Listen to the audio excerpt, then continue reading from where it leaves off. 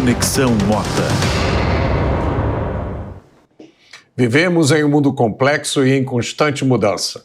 No Conexão Mota, eu recebo convidados especiais para falar de temas que afetam sua vida e seu futuro, sempre em linguagem clara e buscando a verdade. Hoje, nós vamos relembrar fatos importantes que marcaram a trajetória econômica e social dos Estados Unidos, o país mais poderoso do mundo. Para isso, eu recebo Luiz Augusto Módulo, doutor em Direito Internacional, e Alex Catarino, historiador, jornalista e escritor. Luiz Augusto, Alex, é um prazer recebê-los. E para começar, eu queria ouvir de vocês o que vocês acham da atual situação dos Estados Unidos e do retorno de Donald Trump. Bom, o Donald Trump surpreendeu o mundo não só com sua vitória, mas com a energia que ele está colocando em tudo que ele tem se proposto fazer. Ele assinou dezenas de ordens executivas no primeiro dia, primeira semana de mandato, muitas revertendo políticas que já vinham desde a época do Barack Obama, mas especialmente políticas que foram implementadas nos 4 anos anteriores pelo Biden. Ele atacou a questão de esportes femininos, a intervenção dos Estados Unidos e o financiamento da guerra na Ucrânia, exortou os aliados europeus a empenharem mais dinheiro na sua defesa.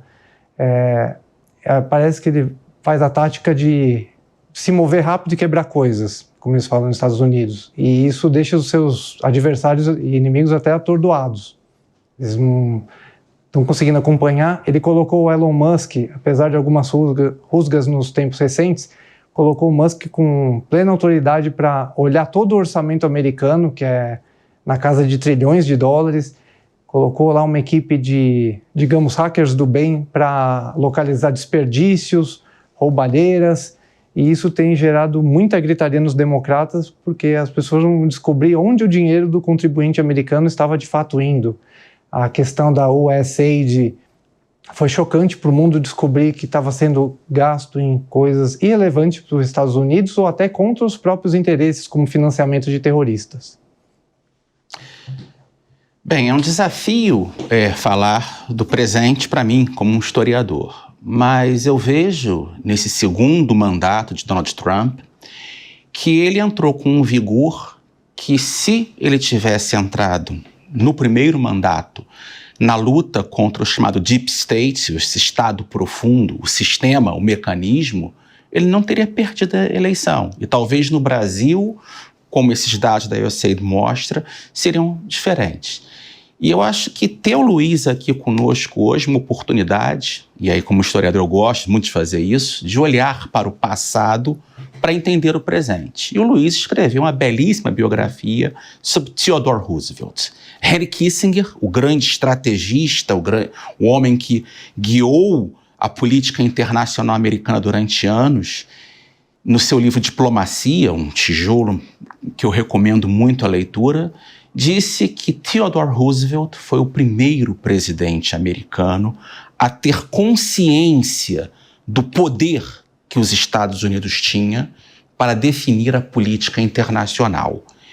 E, de certo modo, ele tentou colocar esse poder em vigor. O Big Stick, o grande porrete. Fale suave, mas carregue um grande porrete.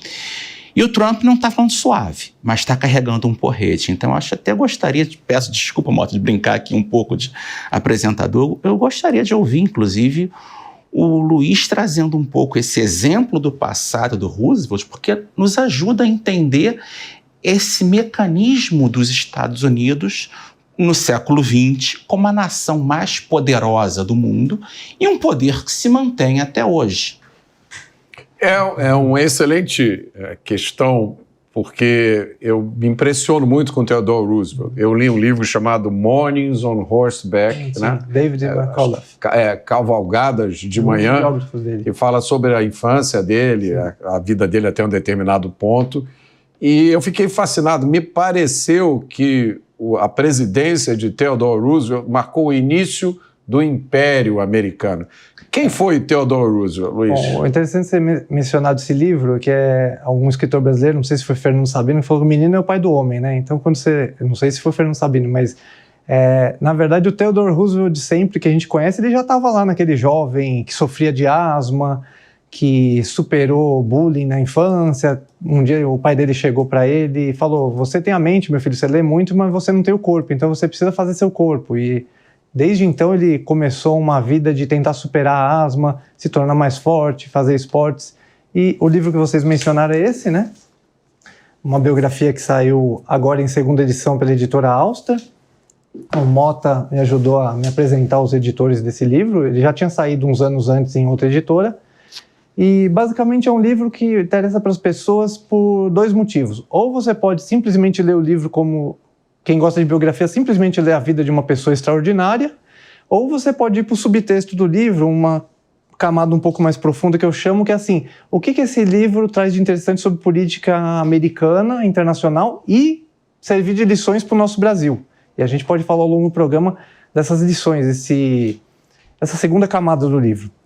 Theodore Roosevelt, basicamente, ele era da 7ª geração nascida na ilha de Manhattan. Ele era de ancestralidade holandesa, né? Protestantes holandeses. Ele tinha tudo para não ir para a política. O pai dele era um herdeiro, tinha sua atividade empresarial, mas eles já estavam muito bem de vida quando Theodore Roosevelt nasceu. Ele nasceu uns anos antes do começo da Guerra Civil Americana. Ele viu o começo da Guerra Civil, ainda como infância. Tem uma foto muito famosa do Theodore Roosevelt em que ele está na janela da sua casa em Nova York passando o cortejo fúnebre do Abraham Lincoln. Ele, como eu já disse, ele superou a asma na infância, e esse pai dele era um filantropo, muito envolvido até com a construção do Museu Americano de História Natural, o famoso museu que a gente tem em Nova York. E ele tinha tudo para não ir para a política. Ele é muito bem educado, estudou em Harvard, e ele se encaminhava para ser um naturalista. Ele gostava muito de empalhar animais, vivia sempre sujo da química e das tintas desses animais que ele empalhava, gostava muito de natureza, e tinha tudo para pensar numa carreira de professor, talvez, mas ele começou a se envolver com a política no clube republicano do distrito dele em Nova York, e a atividade política não era exatamente voltada para os bem-nascidos, para a classe alta. Ele podia, no fim de uma carreira, como empresário, exercer um mandato de senador, mas não era exatamente isso que um rico de Nova York fazia. E ele, convivendo nesse distrito republicano, ele foi descobrindo que tinham estalajadeiros ali, advogados mais simples, e ele, após uma curta campanha, ele se elegeu deputado estadual pelos republicanos em Nova York. Foi para Albany, a voz muito estridente, ainda um garotão, começou quase a sofrer bullying dos outros colegas deputados, teve que se impor, começava a chamar a atenção do presidente da Assembleia, Mr. Speaker, falava bem alto, começou a descobrir corrupção em algumas questões de Nova York e foi tomando gosto pela coisa. Quando ele estava, não me engano, no 2º ou 3º mandato de deputado dele, lá os mandatos eram bem curtos, ele perde a esposa e a mãe no mesmo dia, na mesma madrugada. Era a primeira esposa dele. Para tentar se consolar e se afastando um pouco da política de Nova York, ele foi para os territórios de Dakota, no que era chamado de Far West. Era assim, não era nem o Oeste clássico, aqueles estados como Illinois. O Far West ainda era territórios ocupados mais por búfalos e índios mesmo. Lá ele capturou bandidos, viveu algumas aventuras, voltou mais forte, bronzeado para Nova York e retomou o seu rumo político. Todas essas lições do Oeste para ele serviram para o resto da vida dele, e ele começou a adotar o que se chamava de strenuous life, a vida extenuante. Ele sempre se esforçava, punha muito empenho nas coisas, estava sempre lendo, começou a escrever vários livros, e voltou para Nova York assim, tentou ser candidato a prefeito de Nova York, ainda com menos de 30 anos, não deu certo, e começou a ocupar alguns cargos políticos. Bem, eu gosto muito da biografia do Roosevelt, e aí uma medida, se eu pudesse dar um conselho ao Trump, a primeira coisa a fazer, colocar de volta a belíssima estátua de bronze de Theodore Roosevelt, que foi tirada em 20 de janeiro de 2022 da frente do Museu de História Natural.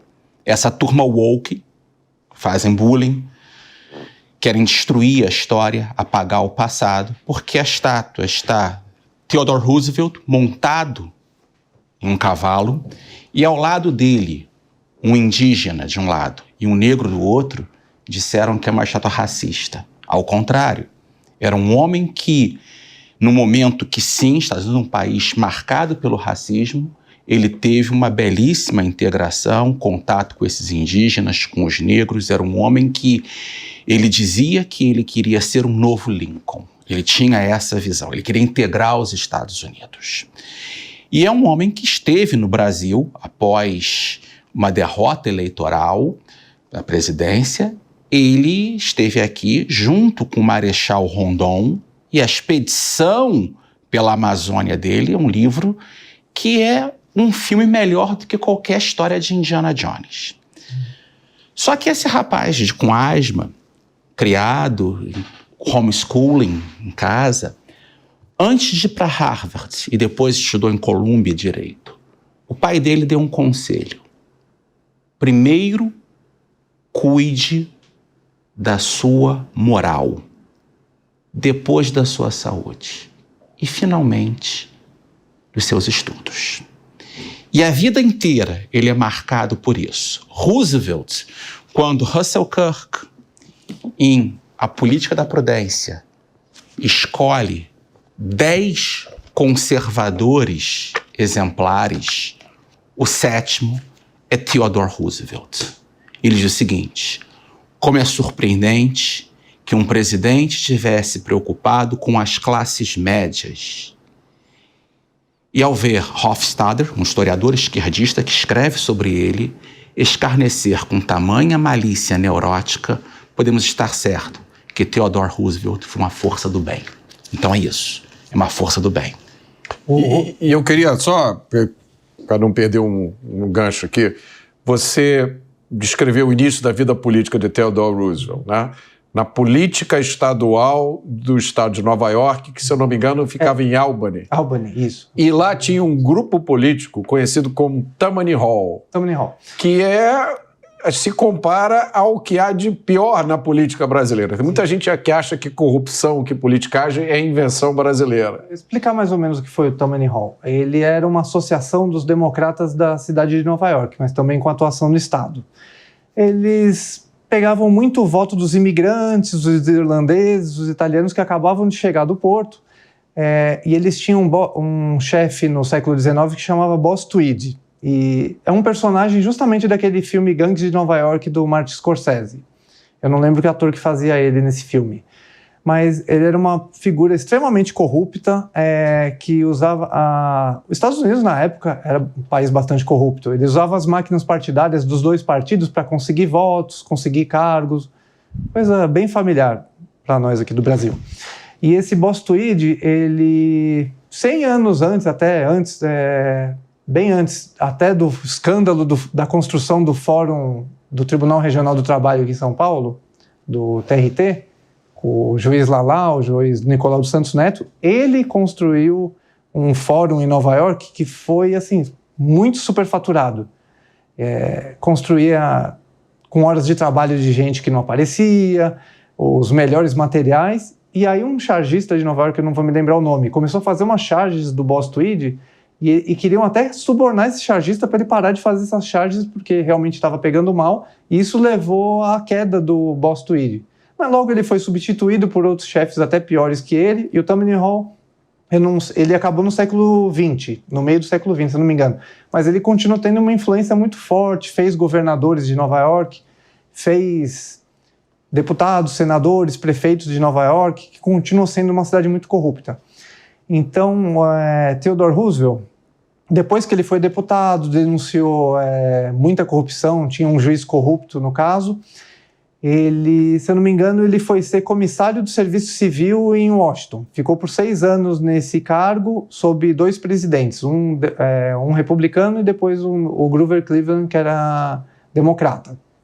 Ele achou também muita corrupção nesse cargo, mas, confesso, ele aproveitou um pouco do tempo que ele tinha também para escrever. Ele começou a escrever os livros da Conquista do Oeste em 4 volumes, planejados eram 5 ou 6 volumes. Ele acabou escrevendo apenas 4, depois foi ser presidente dos Estados Unidos mais para frente, mas foi ser comissário do Serviço Civil e mais para frente ele virou um dos 4 comissários de polícia de Nova York.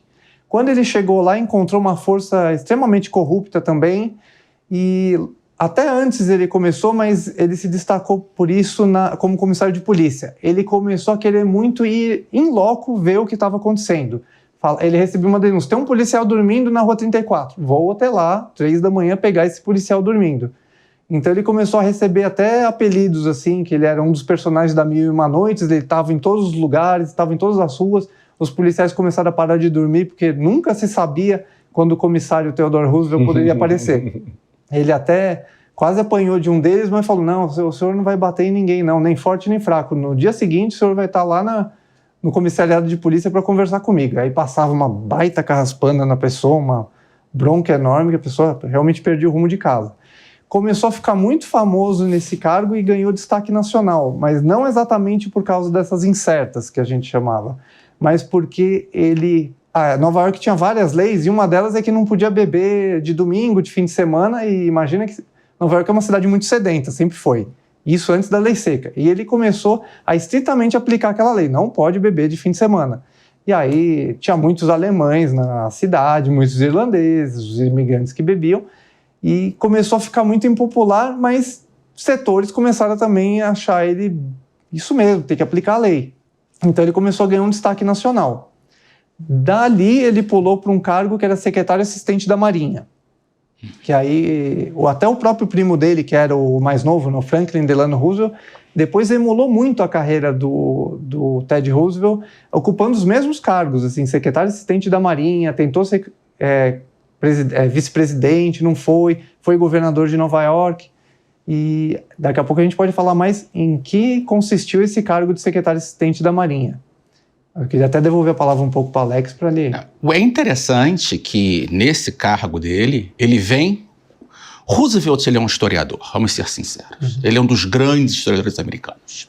Os Estados Unidos tiveram 2 grandes presidentes historiadores, antagonistas, Theodore Roosevelt e Woodrow Wilson. E o mundo hoje paga o preço porque numa queda de braço entre Theodore Roosevelt, querendo criar uma liga internacional pela paz, mais efetiva, com braço armado, e o Woodrow Wilson, uma Liga das Nações, antecessora da ONU, inclusive graças aos esforços do Theodore Roosevelt, os Estados Unidos não entraram na Liga das Nações, e isso acabou enfraquecendo aquela liga. Ele tinha uma visão muito clara de qual seria a posição americana na Primeira Guerra Mundial, e se tivesse na presidência um homem como Roosevelt e não Woodrow Wilson, o mundo seria diferente. Teria entrado antes na Primeira Guerra. Teria entrado antes, teria contido aquela guerra, não teria destruído o Império Alemão e o Império Austro-Húngaro, que deu avanço ao poder dos nazistas, dos fascistas, e não teria deixado a Rússia cair na mão dos bolcheviques. E é curioso porque tanto Roosevelt quanto o Woodrow Wilson ganharam o Prêmio Nobel da Paz. Exatamente. 2, né? O Roosevelt, em 1906, pela questão de ter pacificado a guerra contra o Japão e a Rússia. E aí, de novo, vejamos, política russa. Hoje, Trump com Putin, naquela época, ele com o czar. O Roosevelt fez a mediação do acordo de paz entre a Rússia e o Japão. E o Japão, exatamente. Então, o que acontece? Essa situação, ele como historiador, ele na frente da Marinha, ele se baseia num historiador que mostra o poder, a importância do poder naval, do controle dos mares para o controle. E hoje a grande ameaça no mundo é a tentativa do governo chinês, o PCC. Parece que o Brasil está entre 2 PCCs, o primeiro comando da capital de um lado e o Partido Comunista Chinês do outro. A gente tem que lidar com esses 2 monstros. A política internacional chinesa quer controlar portos. O Império Chinês, na mão do Partido Comunista, não é um império militar, é um império comercial. Eles querem ter o controle de portos. E o Roosevelt tinha essa visão importante e essa controladoria dele foi importante. E eu faço aqui um parêntese. Chefe de polícia. A importância da segurança, o teu tema, Roberto Mota. No meu livro, o Agenda Conservadora, em atraso, peço desculpas, ainda em pré-venda, e não consegui concluir ainda a revisão final, aquele é perfeccionismo. Eu falo de Eusébio de Queiroz, o melhor ministro da Justiça que o Brasil teve. Em 1850, durante o gabinete do Marquês de Monte Alegre, ele passa a lei que leva o nome dele, que acaba com o tráfico negreiro. Porque ele conseguiu fazer uma lei que em 2 anos foi aplicada e extinguiu o tráfico negreiro. Porque ele foi chefe de polícia nos anos 40 no Rio de Janeiro. E ele conhecia os pontos, ele fazia isso em certas, ele chegava. Então a segurança pública é um ponto fundamental. E o Roosevelt cresceu com a fama de ser um homem que era contra a corrupção, respeitador das leis, mesmo as leis que ele discordava, e aí sim pelo parlamento, pelos sistemas legais ele controlava, inimigo dos maus juízes, o judiciário era um problema, ele lutou contra esse problema, e ele teve essa visão dele na Marinha que foi fundamental, inclusive, e aí o Luiz pode falar melhor, do envolvimento dele em relação a Cuba e toda a guerra espanhola, essa visão já internacional. Eu queria pegar esse gancho.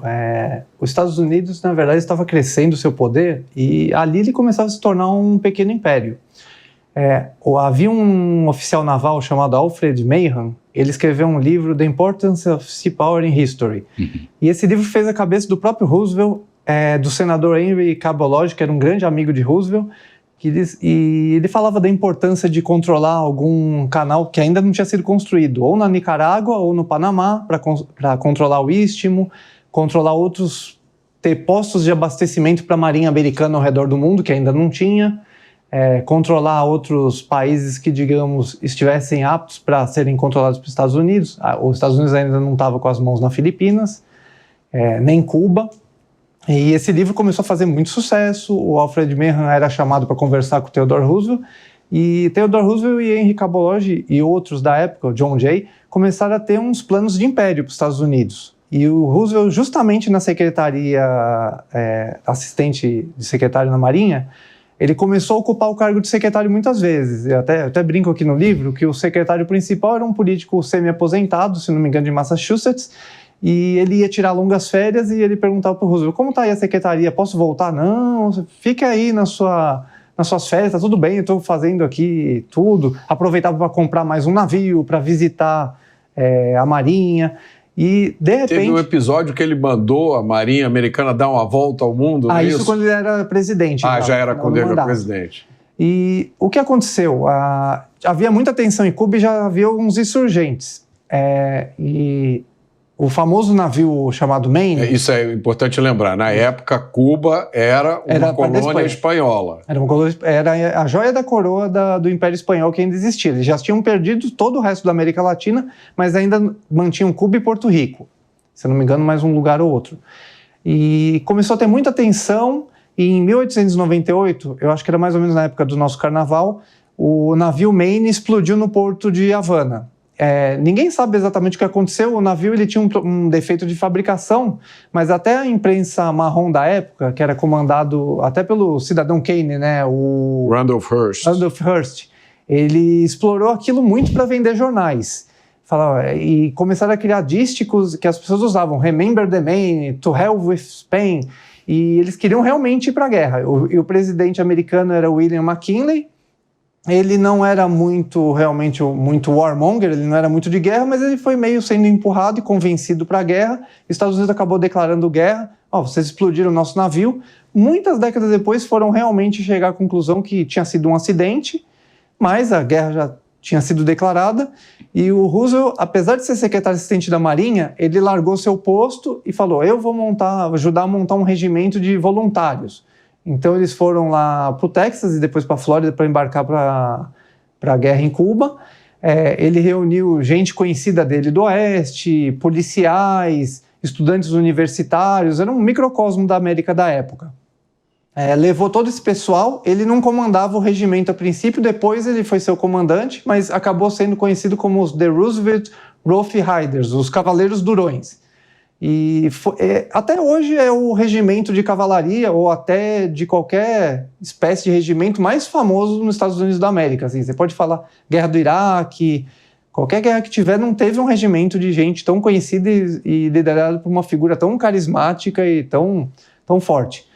Foram para Cuba, lutaram, ele chegou a matar um soldado na guerra, se feriu e sobreviveu. E quando ele voltou de Cuba, a campanha foi bastante curta e a guerra para os Estados Unidos foi bem vitoriosa. Os Estados Unidos acabaram comprando as Filipinas, ficaram com Cuba, ficaram com Porto Rico, ficaram com Guam, que é uma ilha, uma pequena ilhota no Pacífico, e já estava ali começando a delinear o Império Americano ali. Já tinham postos de abastecimento, já tinham locais para extrair materiais, e tinha Cuba, que era do lado ali dos Estados Unidos. Prometeram independência, mas ela ia demorar ainda muitos anos para acontecer.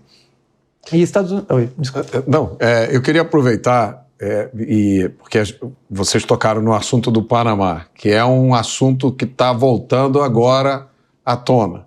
Muita gente diz que o Panamá é um país que foi criado para dar o canal para os Estados Unidos. Na verdade, o Panamá era parte da Colômbia. Enfim, Alex, fala sobre isso. Inclusive a frase famosa atribuída a Roosevelt em relação ao presidente da Colômbia: seu homenzinho, saia daqui.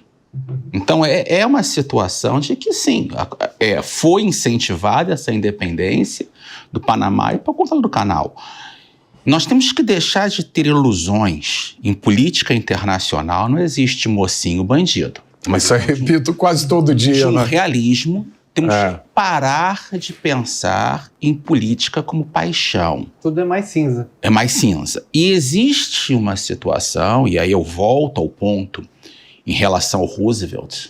Roosevelt, ele é o último dos grandes heróis românticos. Eu brinco dizendo que um dia eu ainda vou escrever um livro, Vidas Paralelas. Plutarco escreveu, compara Júlio César com Alexandre Grande.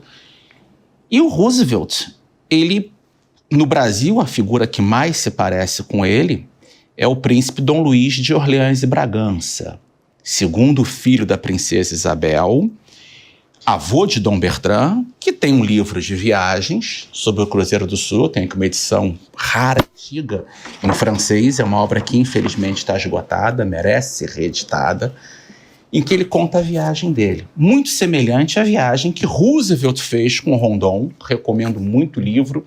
Até quero te apresentar pessoalmente, falei para apresentar o Luiz, o Maurício Melo Menezes, do Mackenzie, presidente do Centro de Arte Econômica, que escreveu um livro, e Roosevelt quase morreu nessa viagem. Eu tenho um livro chamado O Rio da Dúvida, que eu ainda não li, consegui. Maravilhoso. Na pesquisa do meu. E eu te recomendo, mais do que O Rio da Dúvida, Pelas Selvas Brasileiras, escrita pelo próprio Roosevelt, que era um escritor, eu falei, um historiador, um literato, Robert Frost, um dos maiores poetas americanos do século XX, ganhador do Prêmio Nobel em 1949.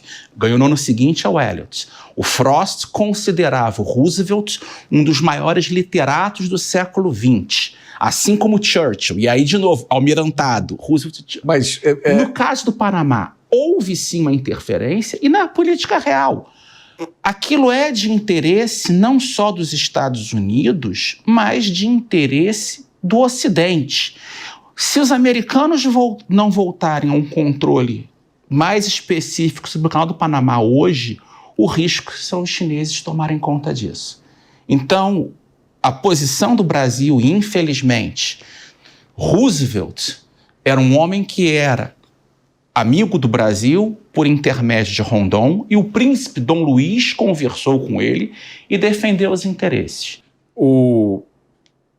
Existe uma coisa chamada Doutrina Monroe. Sim. Né, que foi criado por um presidente, James Monroe, se eu não me engano, que disse que a Doutrina Monroe é América para os americanos. E aí, dizem que existe também a Doutrina Roosevelt,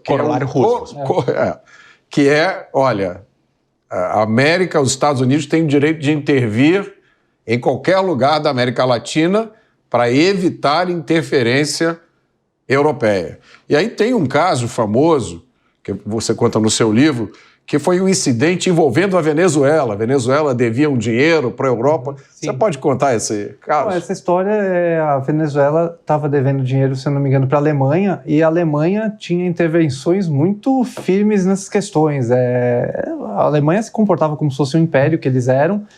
O Haiti tentava falar grosso, a Alemanha ia lá e colocava o Haiti de volta no seu lugar, assim. Mesma coisa com a Venezuela. Resolveram, naquela época podia se pegar a alfândega inteira de um país e assim, vamos controlar a alfândega e ficar com o dinheiro no Os próprios Estados Unidos fizeram isso várias vezes. Quase como se fosse uma penhora, assim, um clube de futebol tá devendo dinheiro, a gente vai lá no borderô do clube, vai lá direto e vai pegar o dinheiro dos ingressos aqui. Fizeram quase a mesma coisa com a alfândega da Venezuela. E aí o Roosevelt falou, não, aqui é quase o nosso quintal, né?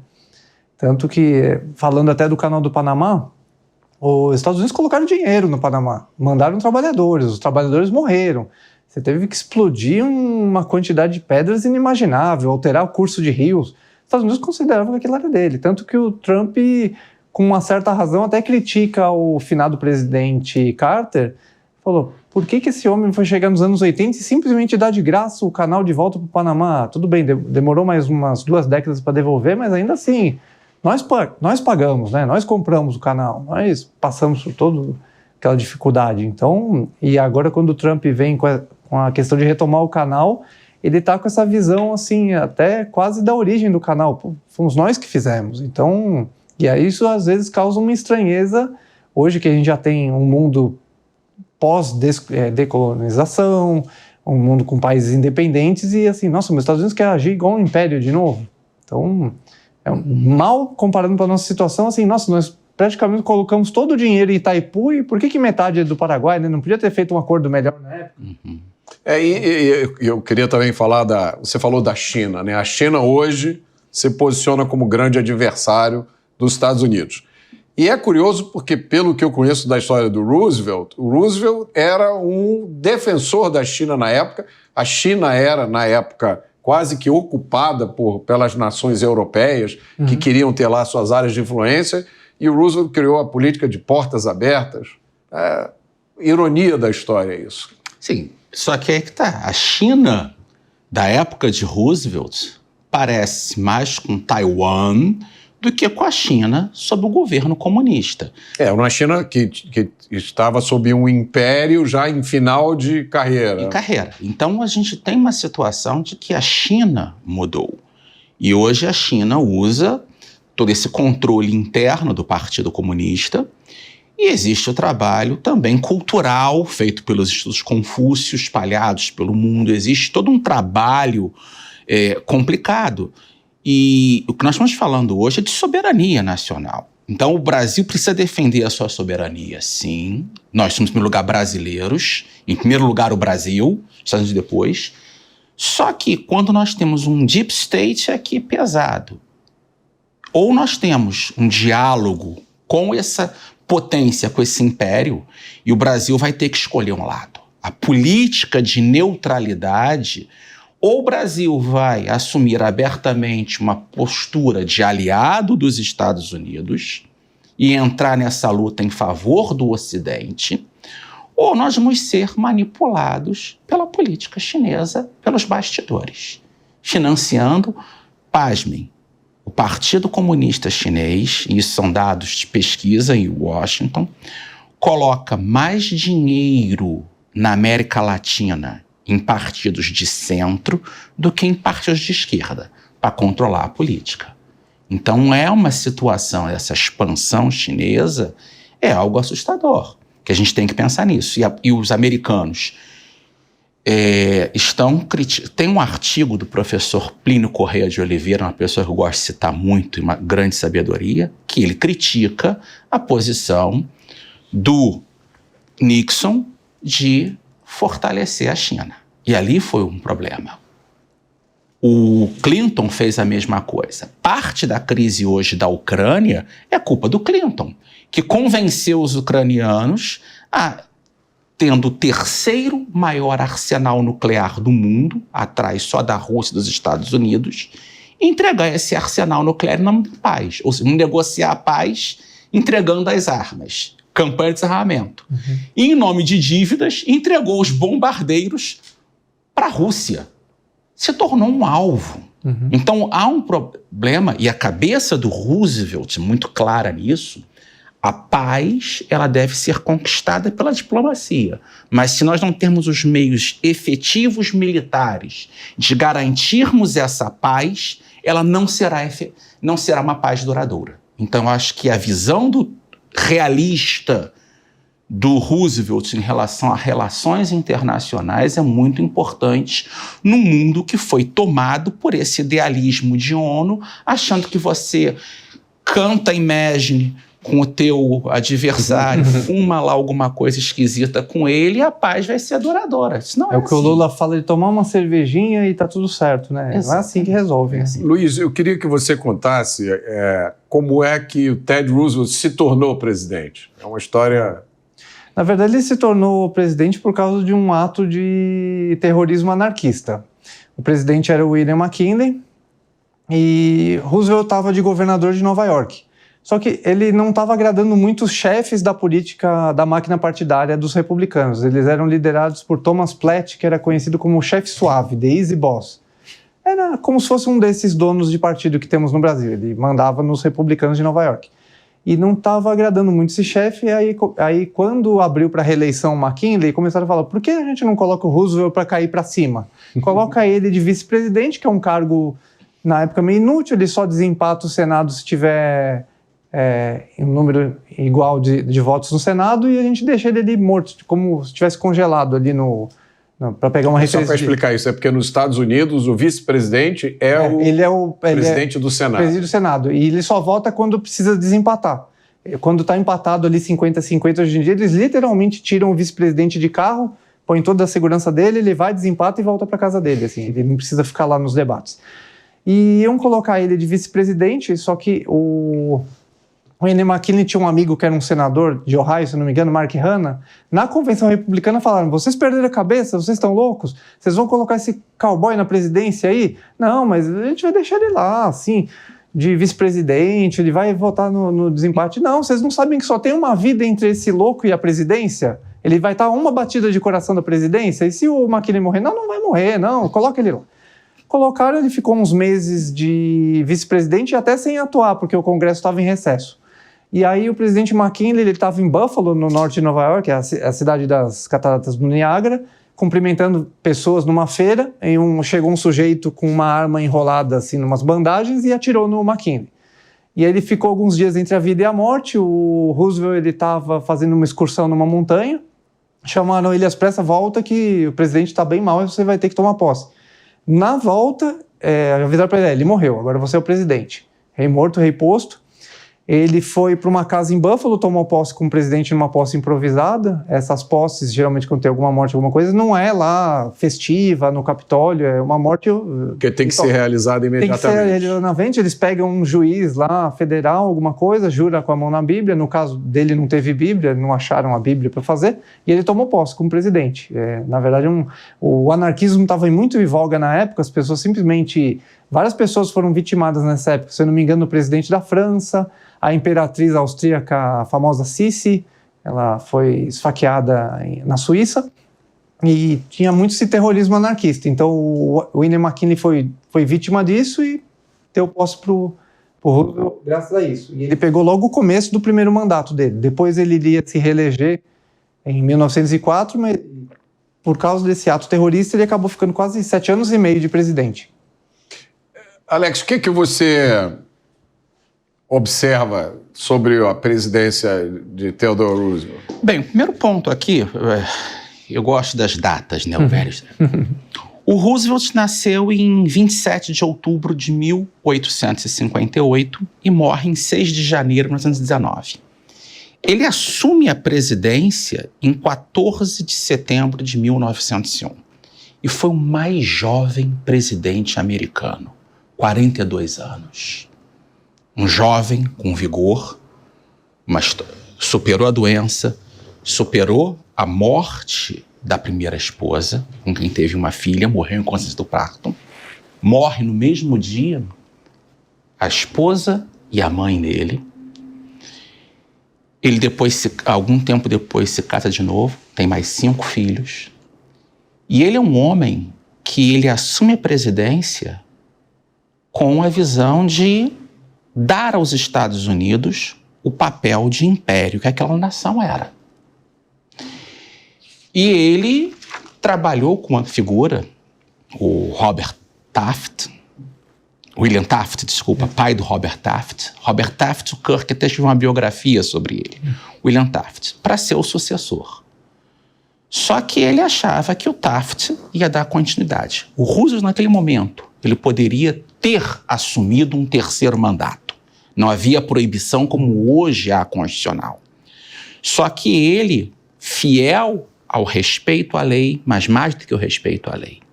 O precedente. O precedente. Ele achava que não haver mudança política poderia gerar ditadura.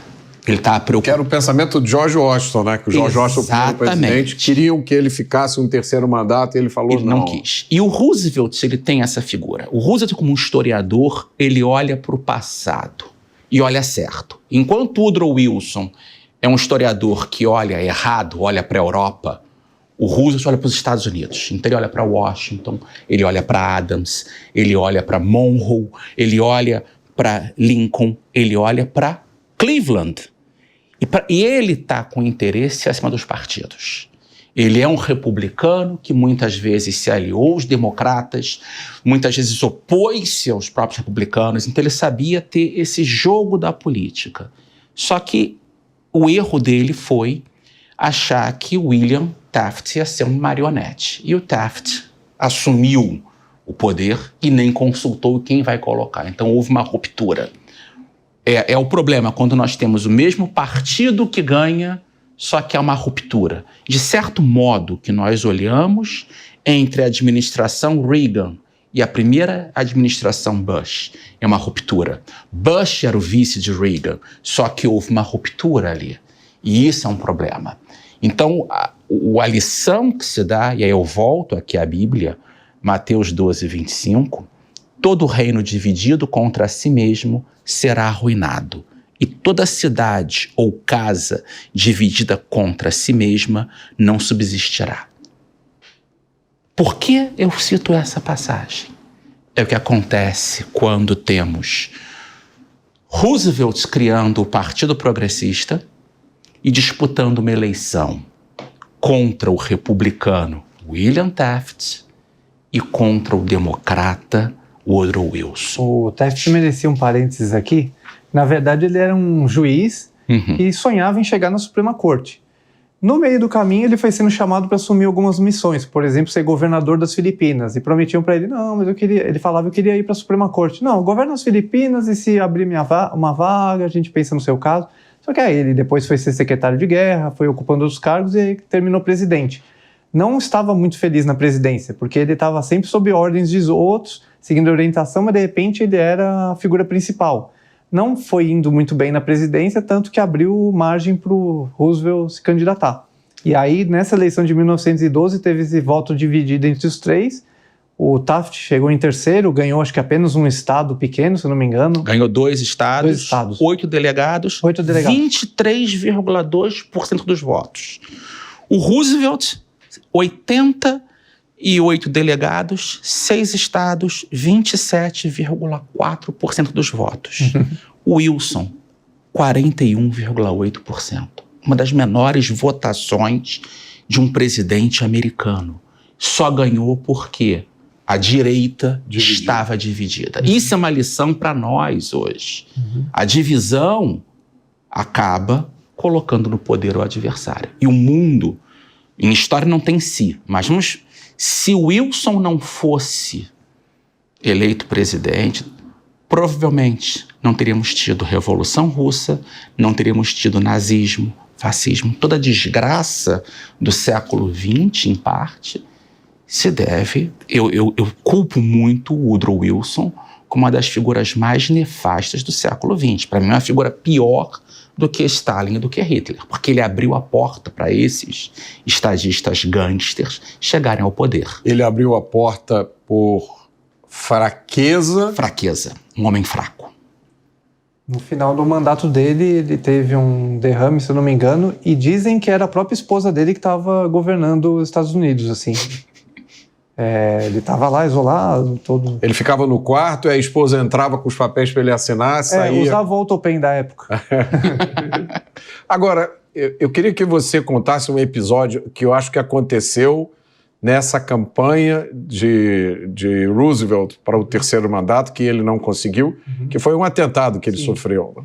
Sim, na verdade um sujeito lá, chamava John Schrank, começou a ter sonhos em que William McKinley aparecia para ele e falava: você precisa me vingar, o Roosevelt quer ser um rei, ele está indo para o terceiro mandato dele, não pode. Começou a seguir o Roosevelt por várias cidades, quando... Diz a lenda que ele foi atacar o Roosevelt em Wisconsin porque era um estado que tinha uma legislação um pouco mais leniente, fazendo um gancho para você, né, Mota, que fala tanto desses assuntos. Tinha outros estados que talvez tivesse a pena de morte, mas foi atacar lá em Wisconsin que a coisa era um pouco mais leve.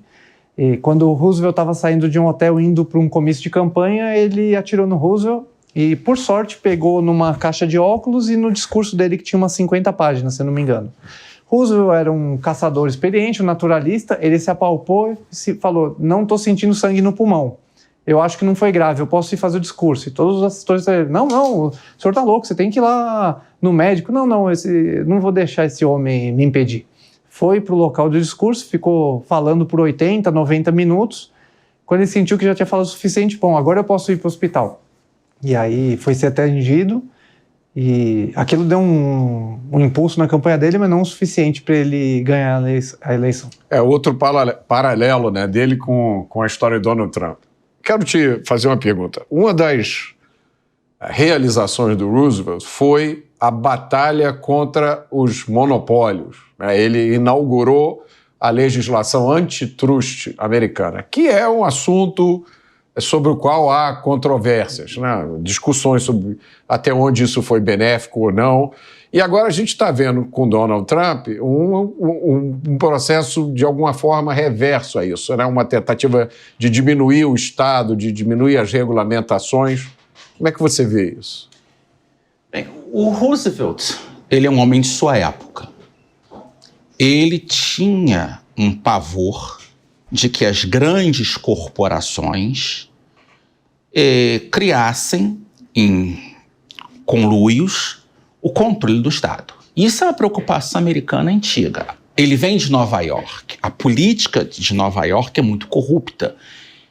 Não esqueçamos que é muito... Não era. É muito corrupta. Esqueçamos uma coisa.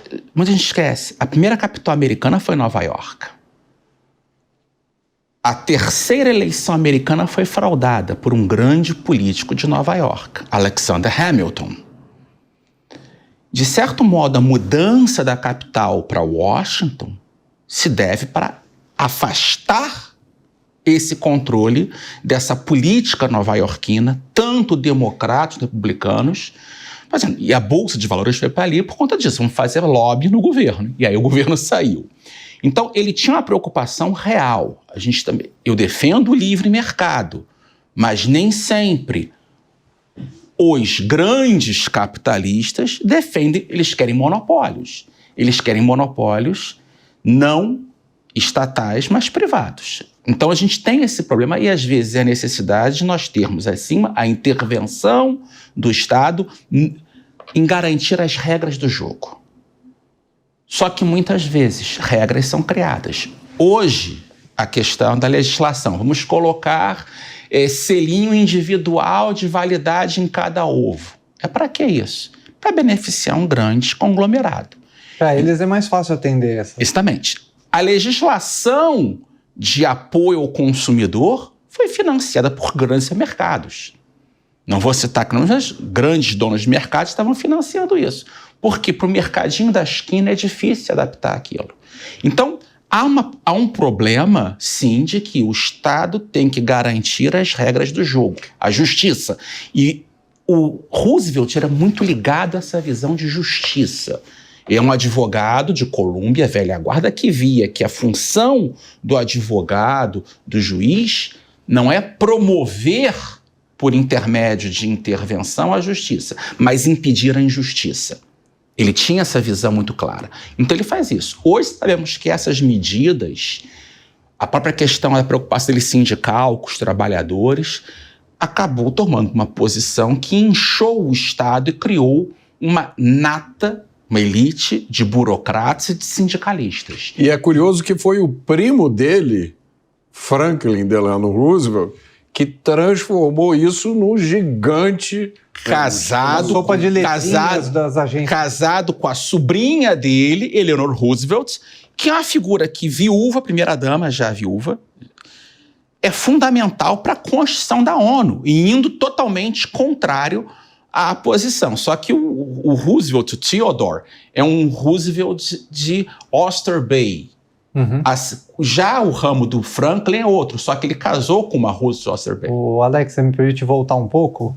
Hoje o Trump fala em ter uma nova era dourada dos Estados Unidos, mas assim que acabou a Guerra Civil, lá na década de 1860, começou o que acho que até Mark Twain chamava de a Era Dourada, The Gilded Age. Ela não era realmente uma era de ouro, era uma era dourada. Ela tinha só um lustro de riqueza, porque os barões ladrões, chamados na época, quem especulava na Bolsa de Nova York, começaram a concentrar os monopólios. Vem daí o Carnegie, que concentrava o aço, o JP Morgan, que concentrava o setor bancário e depois o setor de ferrovias. Daí que vem as ações antitrust do Roosevelt. A Bolsa de Nova York, muita especulação, fortunas feitas da noite para o dia, pessoas perdendo tudo, tendo suas casas retomadas. Então, a gente pega essa questão de era dourada, que o Roosevelt via essa riqueza, mais ou menos o que a gente mal compara hoje com o pessoal que ganha um dinheiro fácil no YouTube, compra uma casa enorme, 5 anos depois a pessoa está falida de novo. Então, pega muito essa questão de era dourada, os trusts se formando e a ação do Roosevelt, comandada por seu procurador-geral na época, Philander Knox, para tentar quebrar esses monopólios das ferrovias, porque quem controlasse as ferrovias dos Estados Unidos era quase como se controlasse a internet hoje em dia. Você controla as ferrovias, você quer escoar a produção de carne de Chicago, vai ter que pagar o preço que eles definissem na Bolsa de Nova York. E aí, bom, tem gente que diz que você trocou um problema por outro, né? Uhum. Que o resultado, pelo menos com Franklin Roosevelt, foi criar um mecanismo gigante. O Deep State começava ali, quase. Então se substituiu esses monopolistas por um Deep State. Eu me lembro, tem um livro chamado O Homem Esquecido, que fala sobre a era Roosevelt, logo depois da Depressão, e se passou a regular até o tamanho do buraco da grade usada para a criação de galinha. A gente vê até que o Trump, ele tentou fazer um primeiro mandato bom, mas ele reclama da interferência do Deep State. Nesse segundo mandato, parece que ele quer primeiro quebrar o Deep State para depois conseguir governar, que é uma coisa que talvez o Bolsonaro tenha sentido a mesma dificuldade. Pegou a pandemia, foi bem congelado nas suas medidas, e se o Bolsonaro voltasse, alguém da direita, talvez ele tenha que ter essa preocupação assim. Eu primeiro preciso voltar a poder governar, antes de governar. Agora, a gente já está se encaminhando para o encerramento, queria trazer uma outra dimensão aqui. O Ted Roosevelt, ele era fazendeiro, cowboy, ele era caçador, se eu não me engano, mas ele se tornou o primeiro presidente conservacionista dos Estados Unidos. Ele tinha uma visão muito prática de conservar para realmente deixar para as próximas gerações e para quem quisesse caçar naqueles grandes terrenos, naqueles grandes espaços, pudesse caçar. Ele gostava de animais, desenvolveu esse gosto por natureza, mas ele tinha uma visão prática. Vamos deixar para as gerações seguintes não esgotar esses locais de pesca. Se a gente chegar no local de pesca e vir com uma pesca de arrasto predatória e levar tudo, a gente não vai ter esse peixe para daqui a 5 anos. Então, ele tinha a mesma visão em relação às grandes áreas naturais dos Estados Unidos. Ele decretou a criação de 5 grandes parques, não os mais famosos, né? O Yosemite e o Yellowstone já tinham sido criados bem antes dele, mas ele pegou outros parques para criar áreas de conservação, locais para observação de pássaros, áreas de mangue nos Estados Unidos, áreas de praias, locais de preservação. Eu vejo nesse ponto, e que é um livro que eu recomendo, uma filosofia verde do Roger Scruton sobre ecologia, uma visão conservadora, que é um pouco a visão do que o Roosevelt defende, que Churchill defendia. Vamos preservar o meio ambiente, mas um meio ambiente que sirva ao homem. E não há contradição em eu defender o meio ambiente e caçar.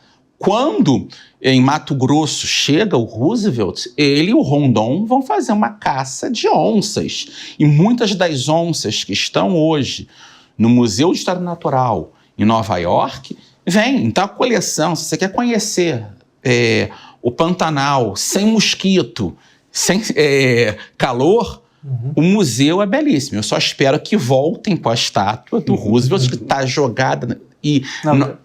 Na verdade, os conservadores da direita, os liberais, eles têm que começar a gostar de todos os assuntos, Sim. Inclusive meio ambiente, que Exatamente. Fica muito na mão da esquerda, fica muito na mão da Marina Silva. Eles ficam correndo muito soltos nessa faixa. Nós temos que recuperar esses temas. Eu acho que o Ted Roosevelt é uma figura que serve como guia, né? Porque você, um homem preocupado com justiça, mas que entendia como o mundo real funciona, não tinha receio de usar o poder quando precisava. Ele convivia muito com pessoas comuns, com cowboys, com índios, com gente que lutou ao lado dele. Ele falava com todo mundo. Se ele entrasse aqui hoje, ele ia cumprimentar todo mundo aqui na Jovem Pan, desde da moça do cafezinho até o mais alto executivo aqui. Muito obrigado, Luiz. Muito obrigado, Alex. Foi um programa fascinante. O Conexão Mota fica por aqui. E para você que gosta do jeito Jovem Pan de Notícias, não deixe de fazer a sua assinatura no site jp.com.br. Lá você acompanha conteúdos exclusivos, análises, comentários e tem acesso ilimitado ao Panflix, o aplicativo da Jovem Pan. Obrigado pela sua companhia e até a próxima semana.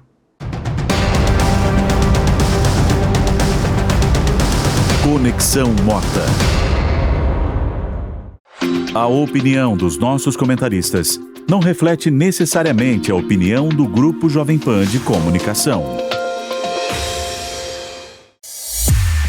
Realização Jovem Pan News.